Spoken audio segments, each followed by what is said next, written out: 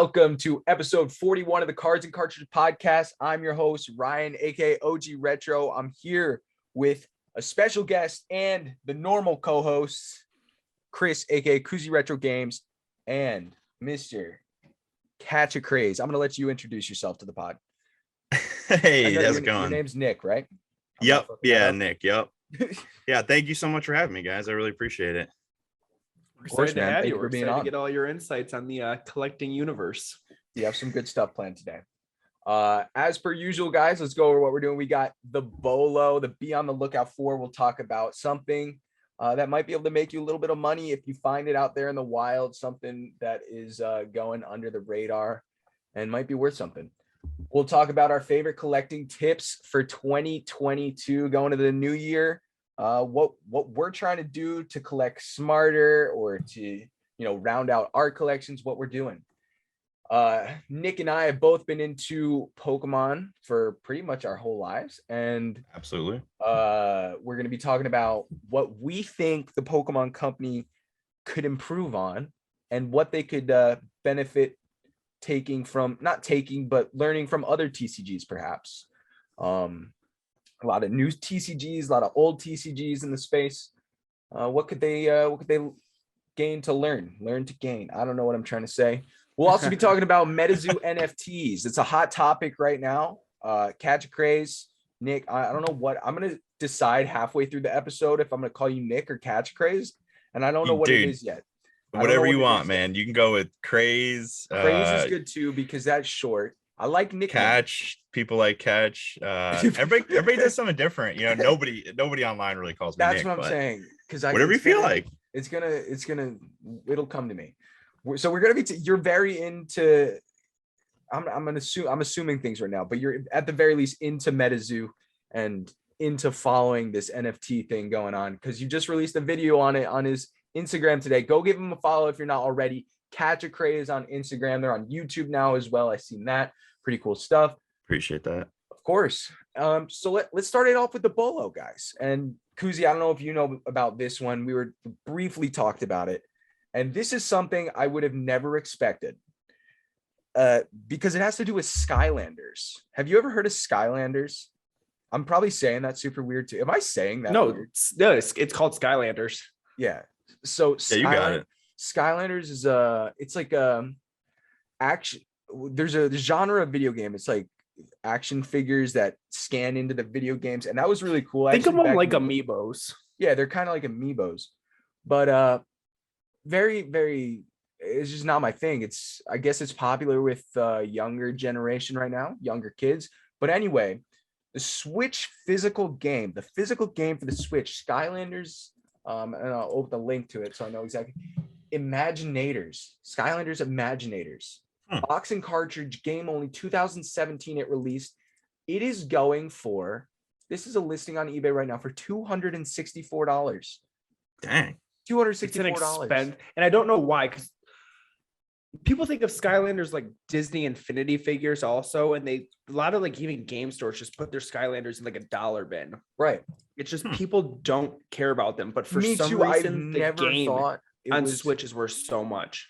And I want to look at the sold prices right here because, I mean, I guess I'll do it with a subcategory of that one. I mean, Skylanders Trap Team on the Xbox One, quick price charting, complete $40. That's crazy.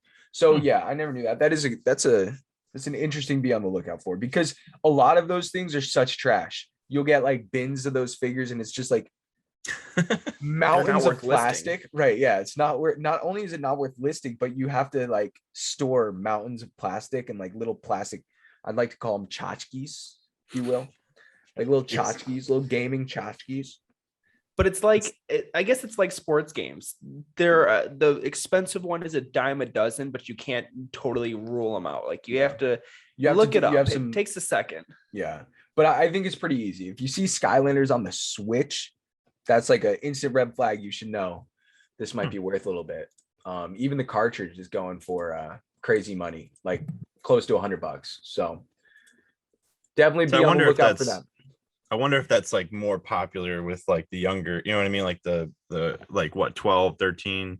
It's got 8, 9, 10. Are you buying your 13-year-old a $260 Switch game though? Well, no, but you could buy it digitally too. That's the thing. It's available digitally, true. so this is like only for like hardcore collectors. You know, it's like there's a Barbie game on 3DS that's worth like $600 or something like that. Like it's just the collectors. It's like the physical collectors that are just obsessed over it, I guess. I don't know. It's crazy to think Switch games are already reaching those prices though. You know, like it's a Switch game. That's nuts. But if you compare it to modern Pokemon and stuff, the new modern Pokemon comes out and the card's worth, you know, $800. The chase card in the set is $800 off rip. It's like, whoa. But I mean, you can't just go buy the chase card on the shelf at Walmart. That's true. Yeah, or on an eShop. Yeah. It's interesting. But anyways, be on the lookout for that. Switch Skylanders, Imaginators. That's the game you're looking for. Let's go into the next topic. Kuzi, this was you. Favorite collecting tips for 2022. Start us off, buddy. Yeah, so I was thinking kind of just taking what we've learned in 2021. It still sounds weird saying what we've learned in 2021, but what we've learned in 2021 and how we can apply it in 2022. Basically, what are the top things we are doing to find either games or cards going into 2022? And one thing that I've done, and I've talked about it here before on the podcast, but is trade-in bins. And I know, Ryan, you started doing a trade-in bin 100%. In 2021. Yes. So I take anything less than $7 and just put it in a trade-in bin. And you can even do less than $10, just put it in a trade-in bin.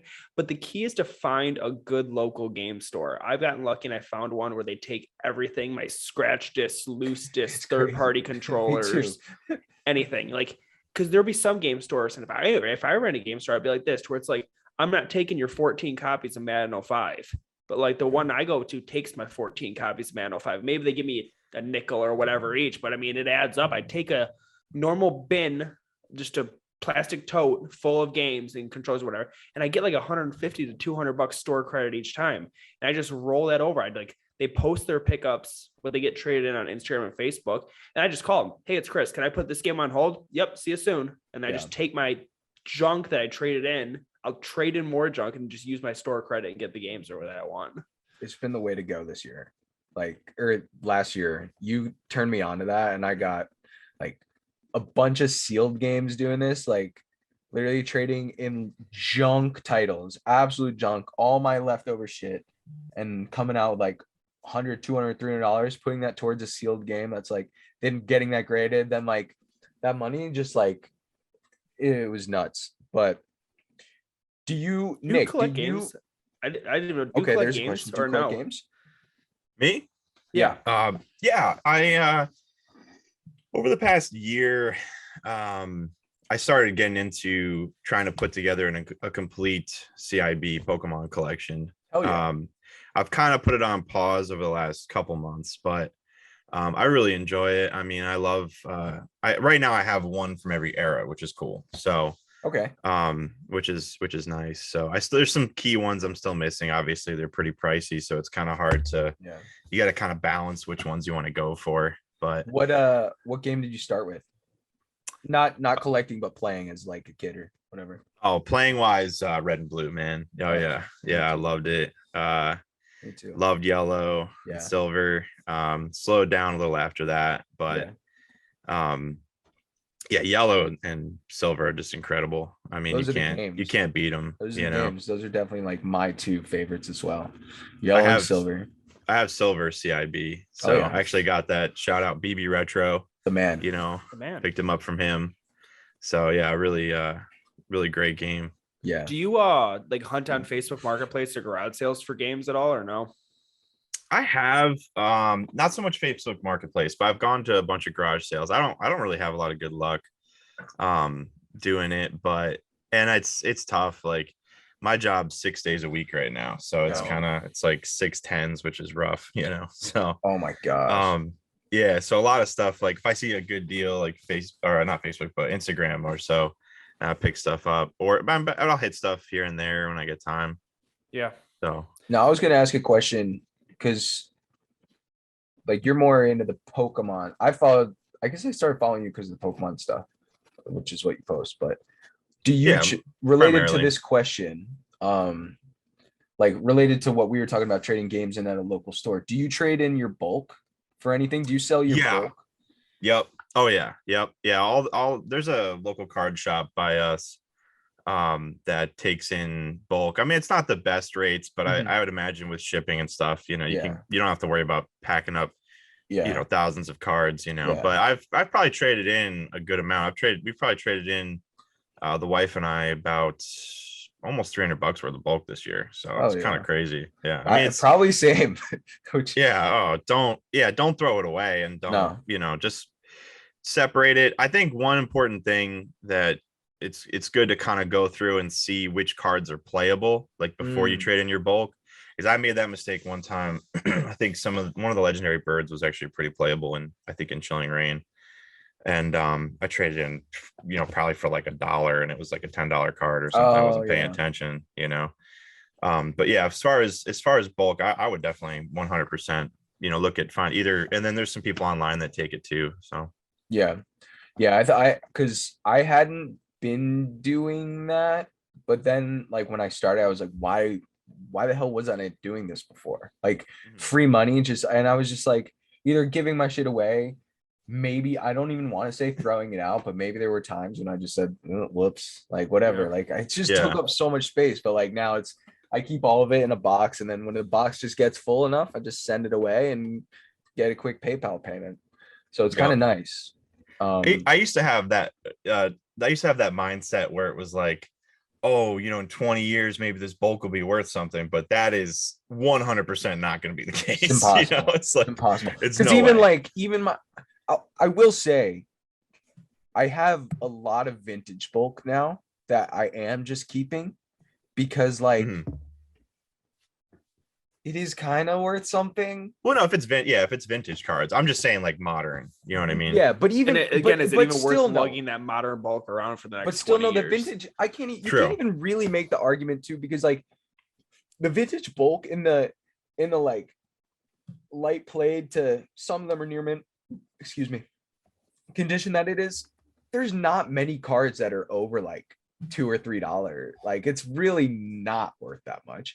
But like for me, it's like there's so much good art in that stuff. Like I obsess over some of this art, and like having these tubs.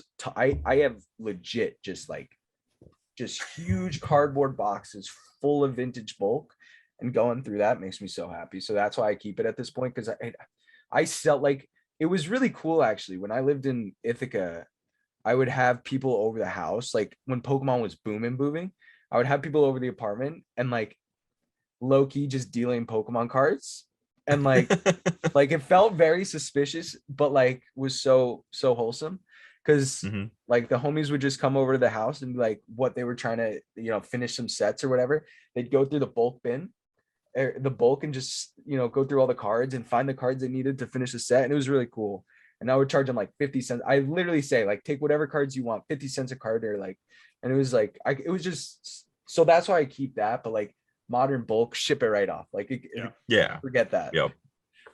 Yeah. I mean, we try and complete some sets, but a lot of times I start a binder with a set and then, another set. By the time I'm like, even getting anywhere on it, another set comes out. I'm like, what am I doing? Have you done any complete sets for modern? Burning Shadows. Whoa. I have complete pretty much. That was like the last one I would expect. Yeah, I opened, dude, when I got back into Pokemon cards, I was obsessed with Burning Shadows. I was a fiend. Okay, so quick story. I feel like I may have told this before to you before, I can't remember, but so Burning Shadows, I got basically, Leonhardt when he was going after the Rainbow Charizard. I don't know if you ever watched him back then, but I got obsessed with it. Like I was like, I gotta get the Rainbow Charizard. It was a little bit after Burning Shadows had come out, so it was pretty much out of the targets at that point. I think it was like late 17, early 18, or maybe beginning of 18. And so I found a local card shop where I was working out of town. I buy like 2 booster boxes. I hadn't bought a booster box since I was a kid, you know what I mean? And I bought like 5 loose packs. So I sit down and I searched for like a week trying to find. I was looking online and blah blah blah. And dude, I sit down. I'm like, okay, I'll open the loose packs first. Open the first pack, nothing. Opened the second pack and I got the rainbow Charizard. That is ridiculous. I was hooked after that. Oh, I was just I was like, oh my God. Like, but it also was like kind of it was also kind of annoying because I was expecting this like quest. Like, right. I was expecting insane. Just a journey to find this thing. And it was I pulled like 2 rainbow Charizards from Champions Path in my first like 15 packs opening it. Yeah. Oh my God. Same and I mean, that's a crazy story. I love that. That is so sick. Yeah, it was an amazing feeling. And that was the same because I got back into really opening Pokemon cards and Champions Path came out. I was collecting vintage stuff before that, but I hadn't been opening new modern stuff really at all. And then Champions Path came out and I was like, I'll give it a shot because everybody's talking about the Rainbow Charizard. And I was like, I kind of want to pull that. First day it comes out, I go to Walmart. I got like 5 ETBs or 6 ETBs and nobody else got that was when Pokemon was starting to get popular and like people weren't, or popular again, I should say. And people weren't able to get product. And so I got there at the perfect time, snagged like 5-6 ETBs. I go home, 3rd pack in or something, Charizard. Like, and I sold it. I did sell that the next day for like $800 or something. Oh my God. And from that point, I was then I pulled one on my birthday, which solidified it even more. And then another one is so the Rainbow Charizard from Champions Path was like definitely the thing that got me back, or at least like into modern. Because like I said, I've been like putting together vintage sets for the past maybe 4 or 5 years, I guess. But modern took into, I guess maybe I opened up some evolutions too. When evolutions came out, I probably opened up a little bit of that, but stopped after I didn't pull the Charizard and was sad.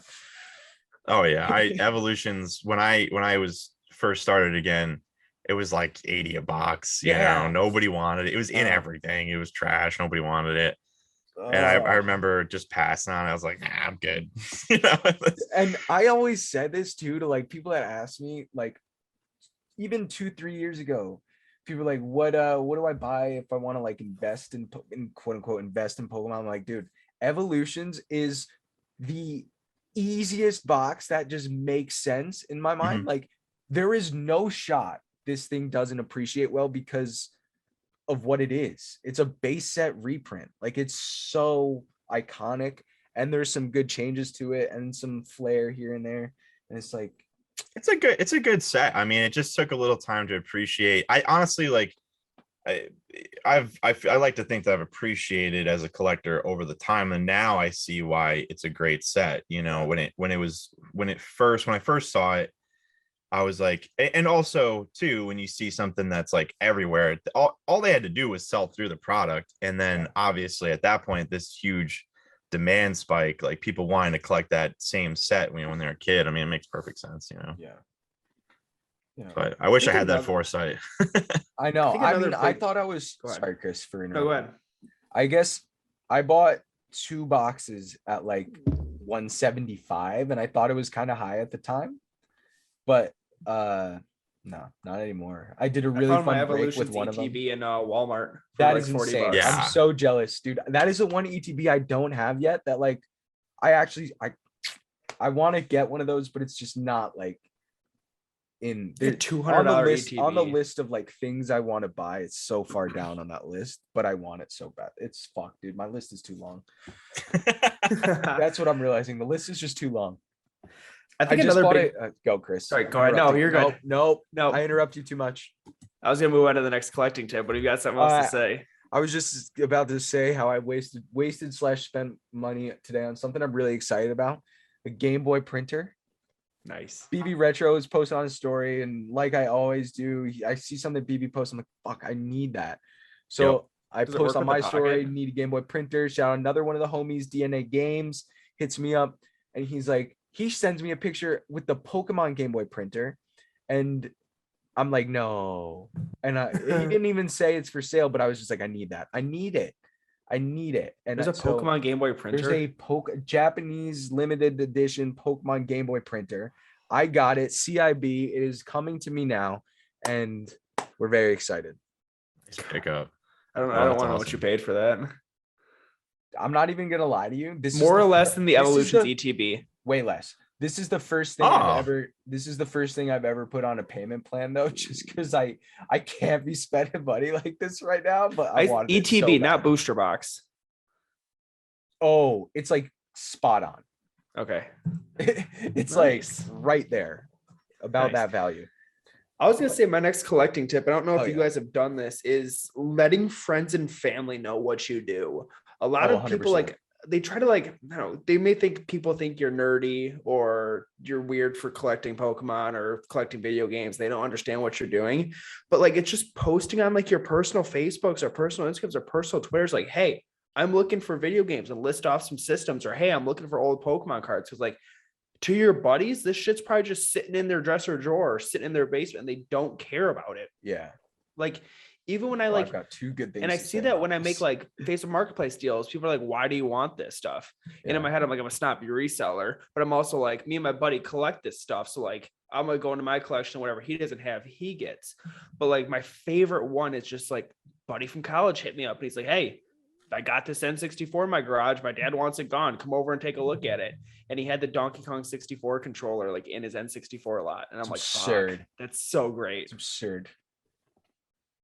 I was gonna say yes to that because I've had great success with. And I need to do it more. That. I need to post once a month because people see social media at different times. I post once a month. To look at this. Or even I just moved. Once I get to know my neighbors, and if we're having a beer on the back patio one day, I'll be hey, I collect games. You got any games sitting around? No, you should know what your neighbors go cold call them right now. I've done that. Go walk, knock on their doors. Be like, you have video games. Me and my buddy fucking did that. We walked around a subdivision with flyers and told people we were opening a game store and we needed inventory, and we went door to door asking people if they had video games to sell. You are a savage, bro. Yeah. Gary V would be proud. Gary V. That's a hustle. So that's proud. Hustling, man. That's awesome. We did it once, and we had 15 flyers, and people would take our flyers. Fuck, we need that back. We didn't print enough, but we went door to door in this sub trying to buy video games. That's wild, bro. That's awesome. I was gonna say, Catch, you would like this. My homie and I, bro. One of my friends from high school, middle, I've actually probably known this kid since I was in first grade, but he has a binder of Pokemon cards that is the holiest of holy grail cards I've ever seen in my entire life. Wow. Gold Star Rayquaza, first edition Shining Charizard, crazy level shit. Just chilling in the binder, and that's amazing. I've just the amount of times I've been dude, sell me this. Just give me some of these. Give it. He won't do it. He won't give it up. But it is the most amazing collection I've ever seen, and I honestly, it made me fully believe this stuff was out there. Yeah, seeing this, I was this is real. People have this shit. Just sit, because he's oh dude, you want to see my Pokemon collection? Because this is around the time I was super into it, and we're just hanging out one time. He's oh, you want to see my childhood collection? I was sure, fully expecting it to be pretty standard, bro. Dude. Gold Star Rayquaza. I was you That's don't understand. Insane. You don't understand. Did he know what he had? I kind of tried to explain it to him. I was you have thousands of dollars here. That's what I said. I straight up, I was you have thousands, if not tens of thousands. Oh yeah, easily. Easily. Yeah, easily. It was just, I was just oh my God. I mean, if they're in any decent condition, right? Exactly. And they were, because they were all in a binder. Chances are they were pretty good, 7s and up. Bro. So maybe one day I'll convince them. But until that day, I'm gonna keep. Every time I see him, I ask him, "Are you ready to sell it yet? Ready to sell it?" I feel annoying. But it's too good, dude. It's too good. The cards, first edition Shining Charizard, bro. Dude, you don't see that. Oh, yeah, you don't see that anywhere. I saw it and my jaw dropped. I was help him grade the stuff. And I said I would do that too. He just doesn't. He's just no, doesn't understand it. He does, but he is the most laid back person in the world. Doesn't care that it's worth that much. Doesn't he just likes having that memory, which is dope as fuck. But oh, it's so sick. Yeah, I think probably part of the reason too with not wanting to send it to get graded is like you always worry about sending it off, you know. So if he's not as into it, you know. Yeah. But I have a similar story with a buddy. Like as far as like telling your friends, because I do the same thing. Like, yeah, when I started the Instagram, like I told a lot of my buddies about it and tried to help them, you know, value cards and stuff. And my one buddy, he's got a bunch of shadowless hollows that he sent off the PSA. I actually convinced him to send them off, so he's supposed to get them back like a couple weeks, I think. Oh, that's awesome. After like a year of being at PSA. Yeah. So I'm excited to see what they grade, because they actually look pretty decent. Like I only saw photos, but yeah, you know, if some of them come back decent, I definitely, you know, I told him, I was like, hey, I'll buy some off you, you know. That's I mean, awesome. if you, so, but I kind of, I'm always interested to see, like, out of my friends, like who has what, you know, who's like 20 years later, or whatever, 25 years, you know, 20 years later. So, and it's so interesting. Sometimes I'll just like have these random memories pop into my head of like playing with a video game at a friend's house, or like Pokemon cards, whatever. And today I was thinking, I know you're kind of into this too. You're into a little bit of Magic the Gathering, right? Yep. Yeah, I played amazing. Pretty much high school mostly. Perfect. I still have my cards though. I'm in so like jealous somewhere. That you have your cards. I've sold my cards like maybe 2 times. So I sold my cards the first time I wanted to buy a car. So like I was like 15, 16. Nice. And I got like, I don't know, like 2,000 at the time. Wow. Which was a lot. Wow. I had a really dope collection as like my age, but I was playing Magic the Gathering since 2nd grade, like obsessed. And like right after I kind of got not over Pokemon, but like, yeah, maybe over the cards. Yeah, you move on. I just went full tilt into MTG. But what I was saying is I had this random thought pop into my head. Dude, my friend, just the amount of people I knew with insanely valuable Magic collections today, like in today's standards, is just so mind-boggling to think about. And like it makes you think, like, are they still into it, or is this shit just like sitting in a binder somewhere? No, there's no shot they're into it. I know for so many facts. You gotta message these people on Facebook. Do you think I just, out of not talking to them for years, hit them up? What's the worst they say? Fucking weirdo. Okay, cool. I didn't talk to you for the last 10 years anyways. But off chance someone says, I don't play this stuff anymore, come buy it. Your boldness, bro. That's a Midwestern confidence right there. That is Midwestern confidence. Give me their Facebook links. I'll message them. That's the dude with the fake game store poster walking door to door confidence. That's what that is, dude. I will not take no for an answer. Bro. You're a different breed. You just gotta be like, hey, I look up. I know we haven't talked in a while. Yeah, I'm back into Magic. I've been playing it recently. I remember I used to play Magic back in the day. What are the odds you still have the cards? Oh, weird, but they say, what's up, Ryan? Yeah, I still got my cards. You chit chat, how's the wife, how's the kids? And they say, okay, cool. Like, you want to sell your cards? They're just sitting in your closet. They say, fuck yeah, come take a look. You bring a 6-pack over, you go through his cards, give him $300, and everybody's happy. Kuzi, you're probably right, dude. You're right. Except they leave you on red, or they call you a weirdo. Cool, I didn't talk to you for the last 10 years. What's the next 10 years going to be? You're right. I can't say anything to that. You're 100% right. It's got to be better than hitting them up for a pyramid scheme. You know what I mean? Yeah, that's true. That is so it's true. A step up. You know what I mean? So true, because that is totally 75% chance if you get hit up from someone out of the blue from like high school, it's a pyramid scheme. 75% chance or greater. There was one in college called like student painters, and then the big one in high school. You went around selling like kitchen cutlery stuff. Oh, Cutco, dude. Yeah. Herbalife, bro. All the girls on the Herbalife, bro. That was wild. Yeah. I got a funny story with that, but we could save for another time. But yeah, I almost got pulled into one of those. Oh. Luckily, bailed on it. Okay. So here we go. Moving on from I feel like we covered that topic pretty well. That was a good topic. Thanks. We got thanks. That was so cute, buddy. As someone we've collected Pokemon our whole life. If I gotta play one game a week, you gotta message one high school acquaintance a week. I'm actually if we can make a solid commitment for that, I will live up to that, because the list of people I remember having either insane video games or dope card collections is long. All you gotta hit on is one of them. hit on? I'm not hitting on. Like you gotta. This is my problem, bro. I'm not like that. Success rate. It's cold calling, dude. That's all it is. All right. Let's move on. We'll think about it. As you know, people who've collected Pokemon their entire life, how do we think it can be improved? Do you play the game at all? I have. You're talking. Oh, yeah, I have played. Sorry, I should assume. No, you're good. I have played it on the online one. I've dabbled, but not. I haven't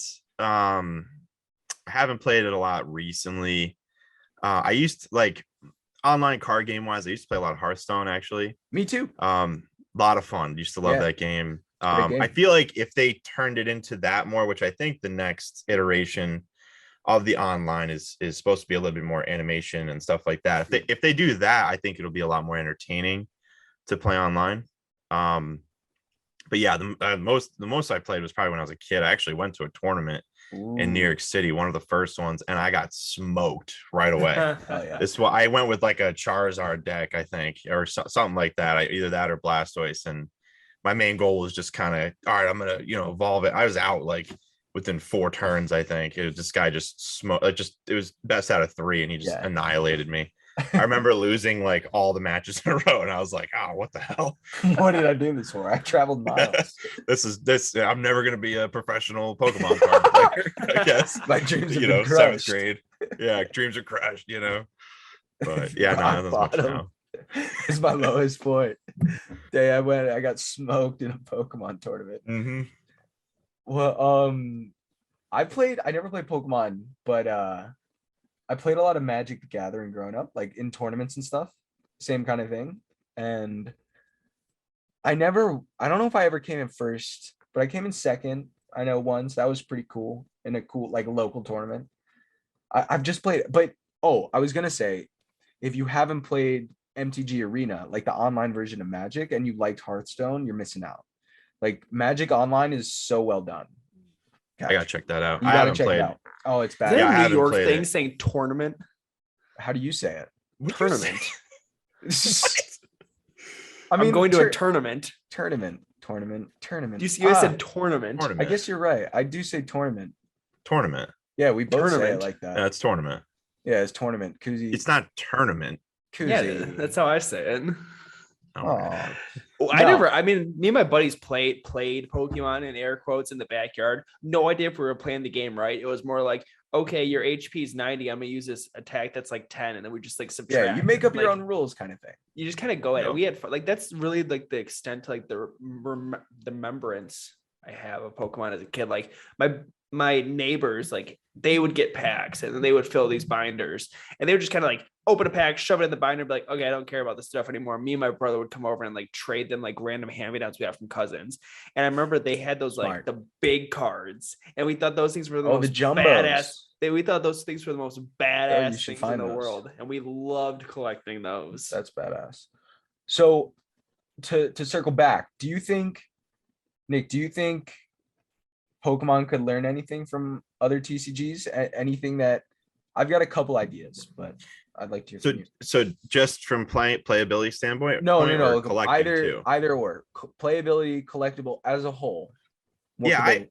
So you guys have mentioned it previously on the podcast. You've talked about it a few times on numbered cards, right? That's what I was going to say. The numbered cards is probably, if you had a list, that's high up there. Weiss Schwartz actually just started doing numbered cards on their signature cards, and that added a whole new level of collectability for them. So I think if they did maybe only do in a special set, maybe make it really kind of unique, like imagine you had your rainbow Charizard and it was 1 out of 1,000. I mean, I saw somebody had so the Metazoo tops, they have numbered cards, and somebody got their 1 out of 99 Mothman first sighting. They got it graded as a 10. Wow. And it's gonna be absurd. That's the highest, you know what I mean, as far as like a numbered Metazoo card that you can get. I mean, the Mothman sample probably would be more valuable, but as far as cards you could actually pull, you know what I mean? Right. But yeah, so numbered cards, I think I like box toppers. I think See, I would want that. Yeah, box toppers are fun. Different companies do it differently. Like Bandai does a lot, and Dragon Ball Super does some really cool box toppers. Not to give Metazoo too many kudos, but they have box toppers. They actually have a I don't know if you've ever seen it, but in their sets they'll actually include for the first edition. There's a box topper. There's one that's made that there's only 100 of. Okay. They put them randomly in the box toppers. It's called a That's red dope. ink. Yeah. That's so dope. So including more harder to get cards, I guess it's fun. You know what I mean? It's kind of a fun aspect of collecting, and it adds more value. I think it adds a little bit more value to potentially sealed boxes. Yeah. Metazoo did a little differently in Nightfall. They included it in the packs. So you could randomly pull a card that there's only 100 of, it's like a little devil looking guy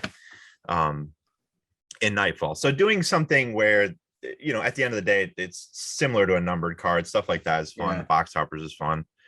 I think those are with the these two main. newer sets, are these like alternate arts, something newer that Pokemon's doing? And do you think they should do more of those?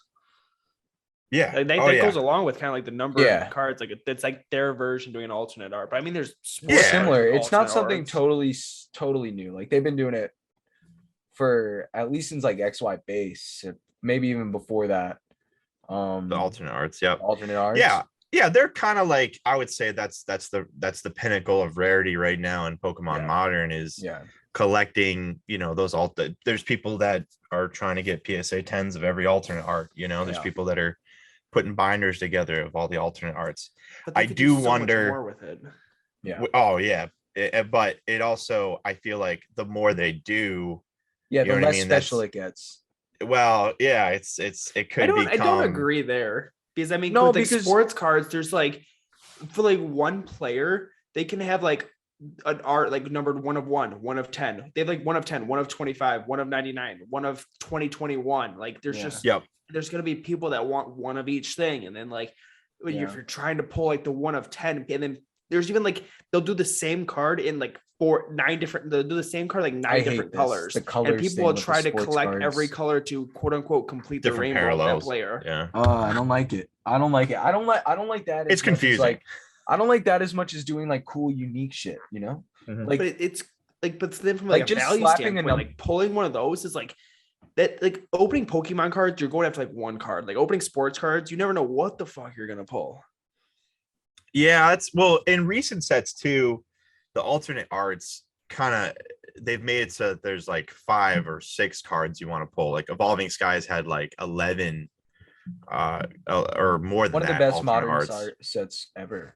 Yeah, Evolving. Yeah, it's so good. Yeah, I mean, it's that one I think will hold a lot of value in the future because there's just so much awesome artwork. Yeah. But the only question I would have with the alternate arts is, at what point do they run out of idea? Are they going to run out of ideas with it? Because you can only do, but it depends on the artist, right? Like depends on their inspiration and what they can work on. So yeah, I think. Were you in the claim sale last night? Did you check out the claim sale last night? I didn't get a chance to. My boss hit me with some after hours work, like out of nowhere. What else I talk about? Like the artwork. Like Ryan was selling some like Beckett collectors magazines. Oh yeah. And the Pokemon artwork on those are insane. Dude, there's one that I found out last night. I freaked out. I've just remembered this now. There's one that has Charizard and he has Heelys on, like Heelys, like the shoe with wheels in them, bro. And that's ridiculous. It's incredible. It's incredible. I was gonna sell it, and then I realized what was going on. Like I realized that Charizard wasn't. I thought he was on a skateboard, and that was pretty cool. But then I realized he was on Heelys, and I was like, "This is 90s. This is the 90s and early 2000s. The pinnacle right here in my hand. Charizard's on Heelys. So cool. This is ridiculous. Those are absolutely. I used to, every time I went to EB Games when I was a kid, I got that magazine. That's so awesome. I have I still kept it. I had it in a drawer my entire, like forever. I left it like they were stacked up in a drawer. I probably have like 15, 20. So I don't have an entire collection, but I looked forward to those every time. And it's like, if you have a cool one, grade it with CGC. If you like a cool one, I might. Yeah. I mean, I have. They do such a good job. Yeah, I have I have the first one in pretty decent shape. I don't know what the populations on them are. I don't know if they end up being. That's the thing. I think yeah, it doesn't really matter. Those are just like cool pieces. It's more so. Yeah, it's more so the nostalgia and what the personal meaning for me with those. Yeah. But when I started the Instagram, that's what I paired the cards with usually. That's awesome. And so I did a lot of photos with those because I love, like you're saying, Kuzi, I love the artwork on it. Yeah. It's fantastic. Art's incredible. Okay. Did we I feel like we didn't even actually say anything. So numbered cards. What else? Okay, what else? Do you have any other ideas? Box toppers, I said. Yeah. Box toppers. Box toppers. Yep. I was gonna say, like, I don't know, maybe it's just me who doesn't think the game is that fun. Like, maybe the game could be more fun, but I just don't know how. Like, because I played the couple of times I played the game, more than 10, less than 20, I'd say. The amount of times I've played it. It's just not as fun as like games like Hearthstone or MTG or like other card games I've played. Maybe there's just not, like, the mechanics aren't that good, but I don't know. Yeah. It's very snowball. It's hard to get when you're down, you're done. Like it's as far as all the games I've played, maybe it's more because I haven't played it intensely, but everything I've seen, and even when I went to shops, because the shop I went to when I started collecting again, he like didn't understand why I didn't want to play the game. I was like, I'm buying these to collect, and he's like, no, you need to come here and play the game. So I got pulled into a few games just to be nice, just to stop by and try it out too. I was like, wow, I'm buying these cards. Like, I have a ton of extra cards. Maybe I can make a deck. And I have, but I just, similarly to childhood Nick, I just destroyed, immediately. And I didn't dedicate enough time to it. But if you look up decks, I'm sure you can make it fun, Yeah. Awesome. Kuzi, you have anything you want to see them do different? No. I want to see. I would like to see.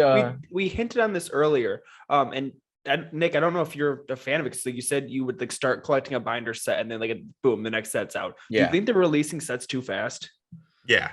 Oh, 100%. Yeah. And do you think that's gonna come down and like bite them in the butt? Like they're gonna run out of art ideas or Pokemon in general? Like, are they gonna start slacking? I wonder. I think with the quick sets, I wonder, does it discourage people more than get them excited, right? Yeah. So, like a new collector, I definitely hear from people sometimes where it's like, wow, I started collecting and then, I wanted to finish this one set. Like one of my buddies who I play a lot of online games with, he's friend of a friend, and he, that's kind of what he said. He was like, man, I'm just trying to finish Chilling Reign. It's like Evolving Skies is out and then the next set's coming out and Celebrations. And he's like, I'm just trying to focus on that, and I think they would do a better job spacing it out a little bit more. It doesn't need to be like 2 sets a year, but if they did, a little bit more of a gap in between, especially when you have the Japanese sets in between too.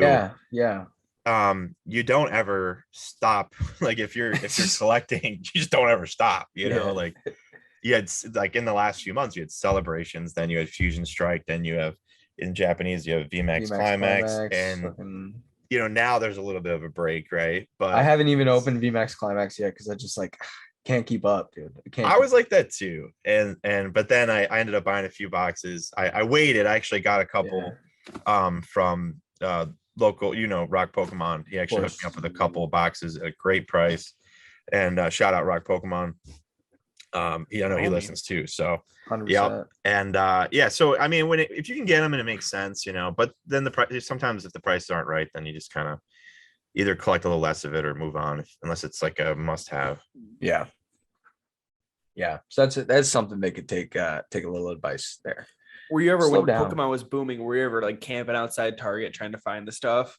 Oh yeah, dude. Oh yeah. Yeah, it was fun. I was last winter I was actually laid off for a little bit because I work construction. Mm-hmm. So I think what was it? Probably the winter for the most part. Just for fun, I'd go, try and hit up a restock. It's tough, but one thing that I was able to still collect a lot last year was I have there's the shop I bought from in the first place, in a very small town that he was like the only shop he was in Pennsylvania, but he would still ship to me, even though, because I bought from him for years. I worked in that area for like 2 years, and even though it was like really difficult to get stuff, I could call him up and be like, hey man, and he kept his prices pretty solid, like pretty close to MSRP for the most part, up until probably when celebrations hit, he jacked up stuff a little bit. So but I still talk to him like all the time. I mean, I'll call him up, I'll text him Merry Christmas, That's like awesome. it's like stay on his good side. Buddies. Yeah, we're buddies. I mean, really nice guy. His shop, it went crazy. Like, good for him.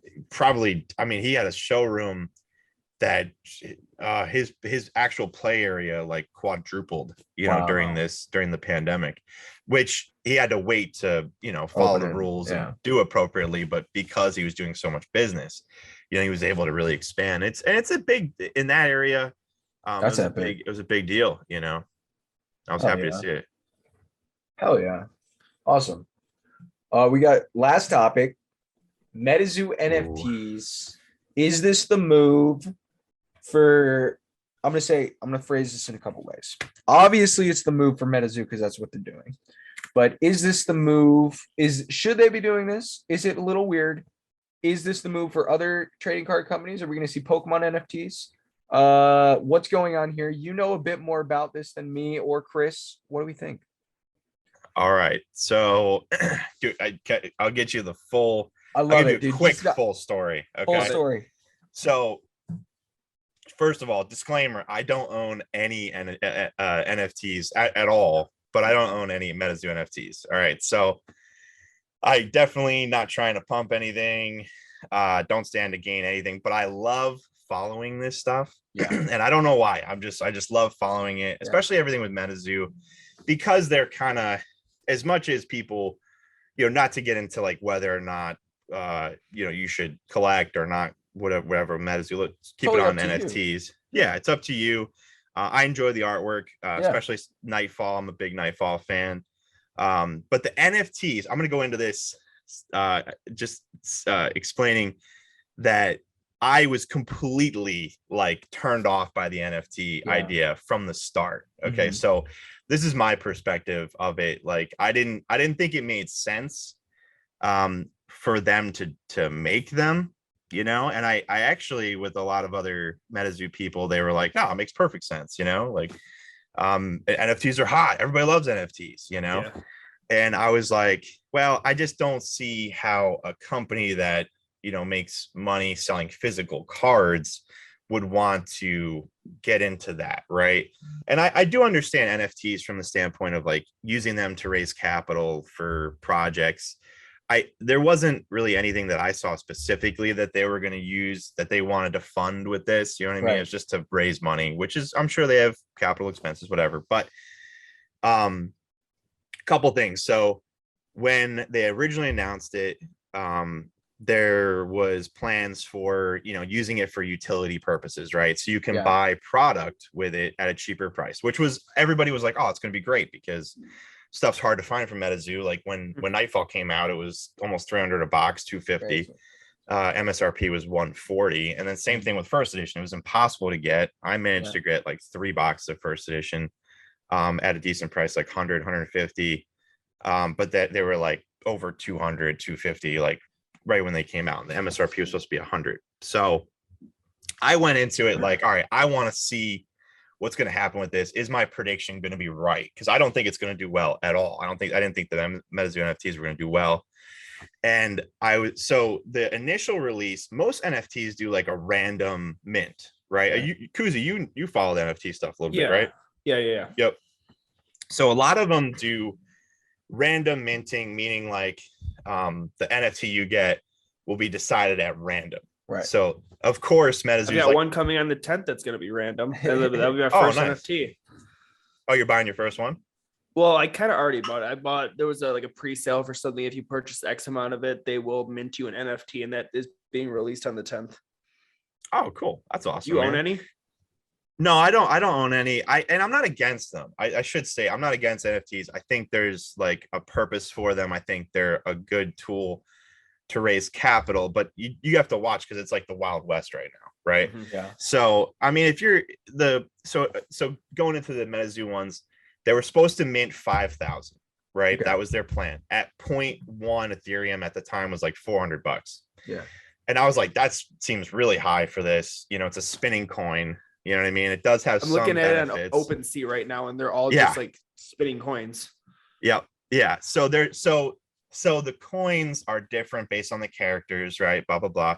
I thought the price was a little high. I thought the amount was pretty high, which ended up being accurate. The whitelist was like completely full. They ended up like banning a ton of people off the whitelist for not being in the Discord and what else, for just for a number of reasons. They like chopped it down. They still had enough to fill it supposedly, right? So then the whitelist people were able to mint at 0.1. Then they opened it up to the public sale and it went to like 2 or 3 Ethereum, and it was a Dutch auction counting down. Yep. And I think it was like around 2,800 tokens or so before the public auction, something like that. Like maybe right above half, right? Yeah. And the way they did it, which people really criticized, and they didn't take the criticism at all. They're really well known for not taking any criticism. No, I've been banned, dude. I've been You're blocked banned from the Discord. No, not from the Discord, but I've been blocked many times for making very innocent comments on their Instagram page. Yeah. They don't appreciate any criticism. The first video I ever did with the wife, I didn't criticize. I didn't really, because I like it. I think some of the artwork's really cool. I like the kind of nostalgic look to the cards, but she was pretty critical.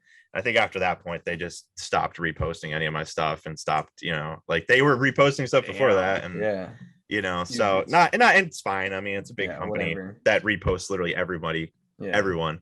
But anyways, so the way they did the NFT, which is what was kind of weird, was they did it in order. So like 100 tokens would be this kind, like, so the first 100 were like a rare gold coin, then the next 100 were like a silver coin, blah blah blah. It's kind of whack. Yeah, it was dumb, and it was like, did they do it this way? I mean, that's something that you can kind of like also tell people. Maybe they didn't, maybe they did. Right. I don't know for sure. But you could actually, that supposedly the order got leaked. I think I saw somebody said somewhere, and so people were kind of holding out. Right. So I don't think they only ended up selling it around 3,000. So they barely sold so the Dutch auction ended at 0.3. It didn't. So it went to, what's that? 1,200. It was 1,200 at the time. Yeah. Anyway, so after that, the price started like declining. Yeah. Like quite a bit.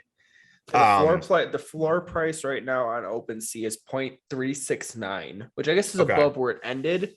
But yeah, it's currently at 0.369. And sorry, go ahead.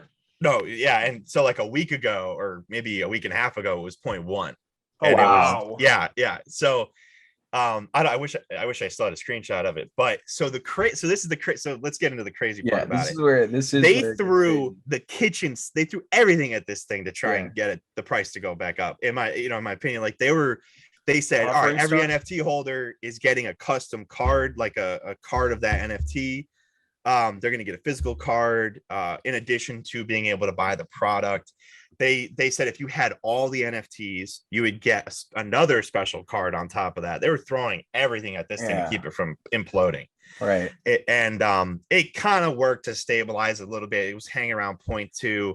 And then it started to drop a little bit more. And I think over the last couple of weeks, what happened was the first product that they would be able to buy was a second edition box for $100. MSRP was $140.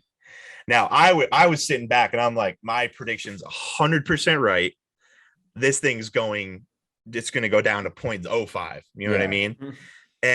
But this is obviously something people can learn from. It's straight audible, dude. They saw the read option, and they took a straight read option. They dropped down Josh Allen the pocket, and they said, "Yeah, here we go for it."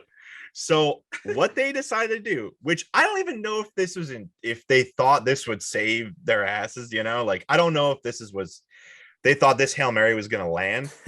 They put a little blue label on the second edition boxes that for Cryptid Nation 2. And they said only 3,000 of these will have the blue label. Okay. And I didn't even put 2 and 2 together at first. I'm scrolling through eBay and I'm like, holy crap, what are these second edition boxes selling for $400? Like, what the hell is this? Like, I don't understand. I'm reading it. I'm like, blue label. Like, what is this, Johnny Walker? Like, what the hell is this? And I'm like, did they partner with Johnny? Like, what, it's like, so I'm looking through it and they're consistently like 350, 400. I mean, I don't even know if they've gotten them yet. These are all pre-sale. Right. And, or maybe some people have had a few, but so they managed to do this. And then like today I'm looking at the NFTs and I'm like, the NFTs shot up to like 0.37, they went up a little bit because Ethereum went down, right? So their price in relation to Ethereum is going to affect that a little bit, but they pretty much more than doubled in like a week out of nowhere because of the ability to sell these second edition boxes. So people bought the NFT wanting to get the blue label second edition box. Exactly, because you could buy them from Metazoo for 100 and then go and resell them for 350. So it just made sense, like economic wise. Yeah. It was like, holy crap, like they did this little blue label and it raised all their NFTs and it raised the second edition boxes and saved them, because I forget if I mentioned, but the second edition boxes, the MSRP was 140, and when they've been coming out, they dipped to 100. So they're still selling 100 all day. I was looking because I was curious. I was like, I wonder, all day, $100. If they didn't less than MSRP. If they didn't do that blue label, their NFT would be below. It would be 0.1 or below probably. And the second edition boxes, you know what I mean? Like they wouldn't have had any value. They would have bought the $100 box for 100. It's so weird. Like a game like Metazoo would do something like this over like a Pokemon or a Yu-Gi-Oh, somewhere with like notable like following. It's such a new trading card game. It's just jumping into like, it's having like a small NFT release. Like they were doing 5,000. I guess small relative, but they were doing like 5,000 tokens, and the amount they were pushing were they doing it just for the money? 100%. But do you think we're seeing box prices at $100 now for second edition, like $100, whereas Nightfall was like 250. First edition, I mean, boxes were like over 1,000 at one point or something, like crazy prices or something ridiculous. Oh yeah, they're still between 800 and 1,000 for that first is absurd. Edition. Yep. So with that said, we're already seeing like $100. Is this such a hard fall off that like what's in the future for Metazoo here? Well, yeah, it's tough to say. I mean, second edition it's meant to be played. It's like base 2. Yeah, it's meant to be a played set. Yeah. I mean, they're stuck because they're stuck for a couple of reasons. I was thinking about this earlier. Yeah. They're stuck because they can't make less than Nightfall. Nightfall was 50,000 boxes. First edition was 25,000 boxes. They really can't go and produce less than Nightfall because one, that would signal that demand's going down, right? And that would also it would put it in a weaker state. And then also that would create more scarcity on the product, and then people would then want to collect it, because if they only made 25,000 boxes, right, everyone's going to be like, oh, it's easily going to be a $200 box, so then everyone's going to go and buy it. So they had to produce enough to where people can get it and play it. I don't think they thought prices would go to 100. They wanted it to stay at 140. Yeah, at MSRP. They were trying to meet demand exactly. To not be more, so people are like, oh look, we can't even get cards to play. Right. But then they didn't want it to be a step backwards for them. I mean, it honestly makes me want to like pick up a box and just see what it's about. Like, if it's $100 a box, that makes it more exactly what you're saying. It's more accessible, which is kind of nice. You get it for 85 from some people, 85. Like I've seen, there's some people that are holding way too many boxes. Like for me, it's for me, the art doesn't appeal to me. So that's like the thing. It's like it just doesn't totally grab me. And I guess I didn't like the whole the whole NFT thing when they first started doing it was weird. Oh, the NFT, and I've heard from a lot of people the NFT thing turned them off a lot because it was very obvious kind of, cash grab, from in a lot of people's minds. I think there's a lot of boxes sold after that, I'm sure. Yeah. People kind of getting out of it, but it's at the same time, if you look at it from their perspective, they wanted to be the first card game to come out with an NFT that had purpose. Yeah. And I would have said it was a failure up until now. The whole Blue Label thing, I titled my video, did Metazoo create a Pokemon Center ETB indirectly? Because they basically, by putting this label on there, it's really no different than cards aren't different inside or anything. It's just it's literally like a low blue sticker. Yes, as far as I've seen, I haven't opened one myself, but I've been told that it's the same exact cards. They just slap something additional on and printing.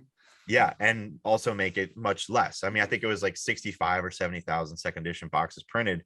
There's only 3,000 the Blue Label. So if you're a collector that needs one of everything, and there's people that have legitimately been able to do that with Metazoo since it's so new, you need one of these, and there's only 3,000, right? So if you're trying to go for a full everything sealed, you need it. And if you were going to buy second edition, if you could have got it for 100, well, it'd be a better hold than the regular second edition. So yeah, there you go.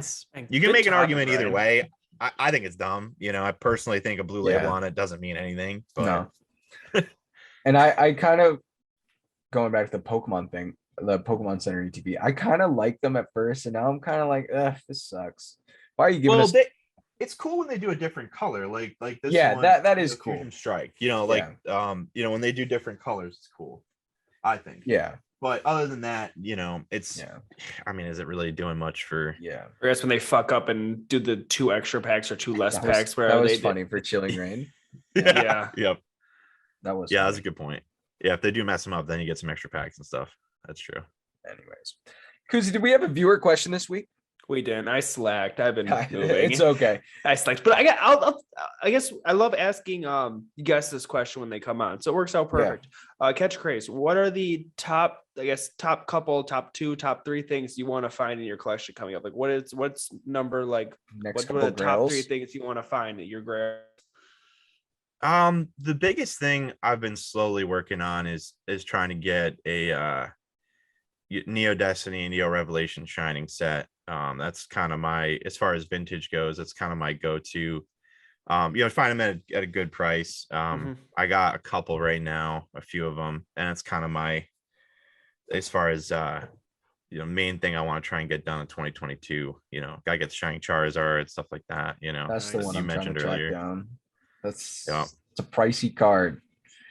Tyranitar is one of my favorites too. The Shining Tyranitar is just, that's the only one I have. I actually have that one in Raichu. Yeah. Well, I have Magikarp, I guess, too. Yeah, I have Magikarp, Tyranitar, and Raichu. The Tyranitar is kind of beat to shit though. Like, it's PSA 1-2 candidate. You got it though. I do have it. But, very cool. Chris. Awesome. Anything else, brother? Catch, you have any questions? You want to bring anything up today, or? No, I honestly, man, it's great talking to you guys. Great kind of meeting you really for fun. You know what I mean, the first time. I really appreciate you having me on. Thank you very much. Where can we find you? Shout out your socials. Yeah, plug the socials again. Yeah, Catchacraze, Instagram, Twitch. We may be starting back up again a little bit. And YouTube, starting to put more on there. So definitely, I appreciate it. Awesome. Give us a follow. Yeah, and with that, guys, follow us on the Cards and Cartridges Podcast, Instagram, Spotify, Apple Music, Google maybe Google. I don't even know. We're on Google, a lot of whatever. Things. Everything. Wherever you listen to a podcast. If you're listening to us, we're there. Yeah, if you're listening to us, comment on it, subscribe. We appreciate you guys. Nick, thank you for coming on. Appreciate have a great rest of your day, boys. Yeah, have a good night, guys. Good night.